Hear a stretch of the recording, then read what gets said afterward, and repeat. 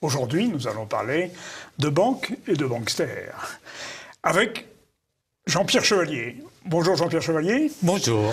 Merci d'être sur ce plateau de politique et économie. Vous êtes économiste, mais vous êtes surtout monétariste. Et vous avez un blog qui est très riche et très intéressant et que je suis avec intérêt, c'est chevalier.biz, chevalier avec 2 L. Je m'amuse beaucoup depuis cette époque-là en parlant des nuls de la Banque de France, parce qu'ils ne comprennent absolument rien. Alors, je veux parler tout à l'heure donc des agrégats monétaires M1. Oui. Rien que sur l'agrégat monétaire M1. Allez sur le site de la Banque de France. Il nous explique qu'il nous donne les chiffres de M1. Oui. Mais ils nous disent, attention, ce sont les chiffres sans les billets. Et je ne comprenais pas. Je leur ai écrit. Je leur ai envoyé un email. Je dis, mais pourquoi écrivez-vous? Alors, comme ils me connaissent, ils m'ont répondu très rapidement. Ils disent, vous savez, nous, on met en circulation des billets, mais c'est la BCE qui nous donne l'ordre. Oui. Nous, après, on ne sait pas ce que ça devient. Oui. Ça peut partir en Irlande, en Italie, en Allemagne ou ailleurs. On ne sait pas ce que c'est. Vous vous rendez compte? Oui. Donc, ils mettent en circulation des billets, la Banque de France, les nuls de la Banque de France, mettent en circulation des billets, des milliards d'euros. Oui. Ils ne savent pas ce que ça va faire. Ils ne savent pas où ça va. Sans contrôle. Sans contrôle. C'est complètement dingue. C'est tout le problème de la BCE, ça. C'est tout le problème des institutions européennes en général. C'est le problème de tous les Européens. On est actuellement, donc, la zone euro est victime de cette hypertrophie monétaire à cause des banksters en question, à cause des dirigeants des banques centrales. Une monnaie, c'est la monnaie d'une nation, donc ça marchait très bien.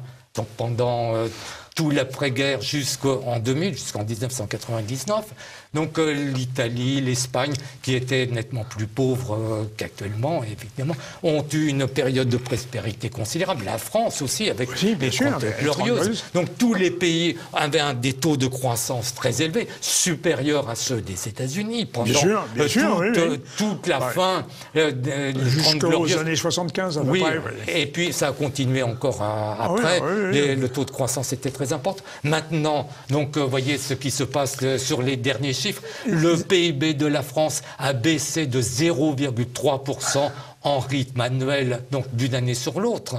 Et le taux de croissance de l'économie européenne, au dernier trimestre 2019, a été de 0,1%. Ben oui, en Allemagne, donc, en France, donc c'est moins 0,3%. En Allemagne, c'est 0%.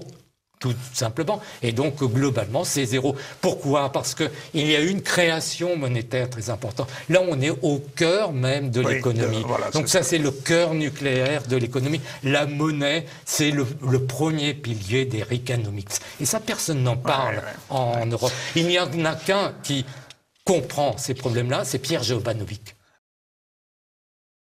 Et alors, cher ami, nous allons arriver à la fin de cet entretien. Mais là-dessus, le coronavirus, il va nous faire quoi, là? Il va y avoir une incidence ou quoi? Ou pas? Moi, personnellement, je suis réaliste, comme je vous ai dit. Je regarde, j'observe la réalité. Qu'est-ce qui se passe? Le coronavirus, ou je ne sais pas quoi, le virus chinois en question. Covid-19. Le virus chinois. Qu'est-ce que c'est pour l'instant? C'est 3000 morts en Chine. La population, c'est 1,3 milliard au moins. Facile, oui.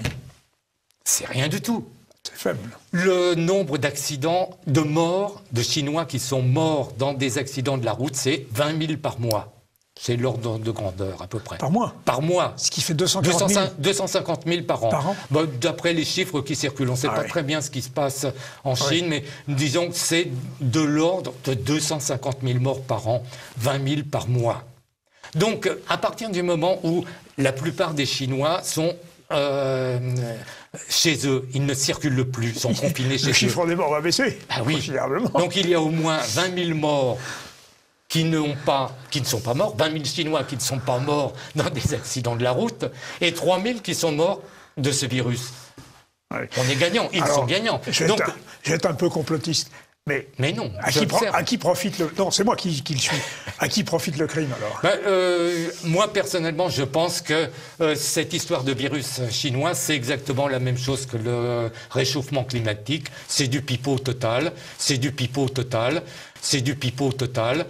C'est quelque chose pour faire peur aux gens. Pour faire peur aux gens.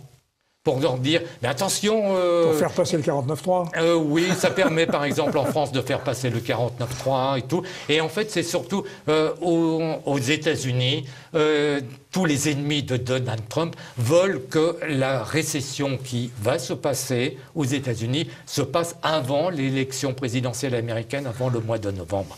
Et c'était cette récession qui devrait se produire aux États-Unis, parce que, donc là, on n'a pas le temps de rentrer dans les détails et tout, mais il y a un cycle qui se développe, oui. Et obligatoirement, il y aura une récession aux États-Unis dans les mois qui viennent. Et cette récession sera provoquée par un tsunami bancaire en Europe. Un tsunami bancaire en Europe.